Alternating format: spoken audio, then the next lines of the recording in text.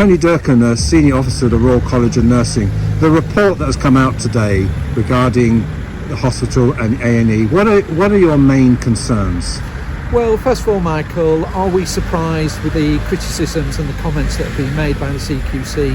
No, unfortunately, that's a real life, a day in the life of A&E. As nurses, are we disappointed?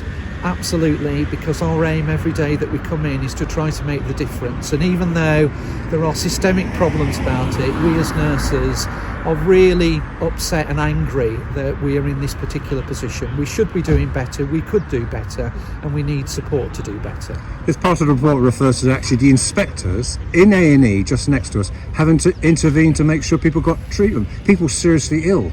Yeah, that's absolutely, and I think anybody who comes into the hospital at any time, and this is a mirror of any other hospital, let's not say that Harlow is any different from anywhere else, but we're under the spotlight at the moment.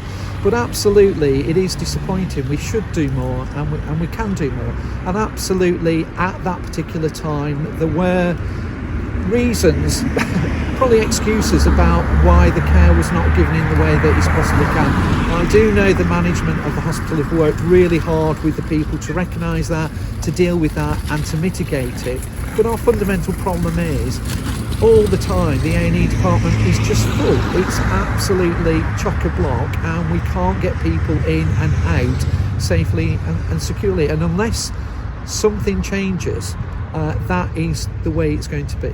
We'll go to the A&E, the waiting time in a second, but the report refers to staff in tears, whether that's in feedback, etc.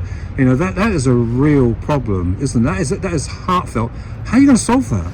No, absolutely, and as the officer of the Royal College of Nursing, I'm involved with, I've got a lot of friends and colleagues still in that building behind me, and I speak to a lot of people, not only the nurses but their families and friends, and absolutely our membership is on its knees. We're so traumatic about what's been happening and why it's been happening. That's why the RCN is asking for a decent pay award. That is why the RCN is being forced to ask the questions about strike action, because we need to make a change and we need to start valuing more, and part of that is monetary reward for those hard-working people behind me. But if you give people more pay, will that attract more people into the profession? Are there people like in many professions out there? Are they out there at all? I think it's a mixture. What we have to do is we have to recognise and value the people that we've already got to encourage others to come into the profession, but more importantly for people to stay in the profession, because we need to bring on the next generation. Now at the moment we rely very heavily on international nurses who are coming in, who are doing a brilliant job and are well supported and well helped. But unless we can create that right atmosphere that we can recruit and retain, and part of that is the value of nurses, we're always going to be in this argument. This may not be a blame game, but I'm going to ask a question. Where's the buck stop here? I think it's very difficult to blame a single group of people. It absolutely stems from the government, because we do know, or we don't know, whether or not when or if we're going to get a new building. But actually, if we knew that, that is actually going to be attractive and something positive and something that people might say, actually, I want to be part of that future. So while we're having that dithering, and it is dithering, it's very, very difficult. The hospital is trying to build as much, and every time you come here, you see a new temporary building that's up. But fundamentally, the fabric of the hospital is not suitable or sustainable for moving forward.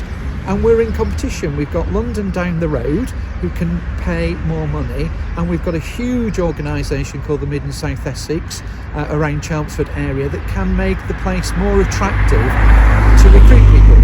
And that's why a lot of the newly qualified nurses have moved over there rather than come in here.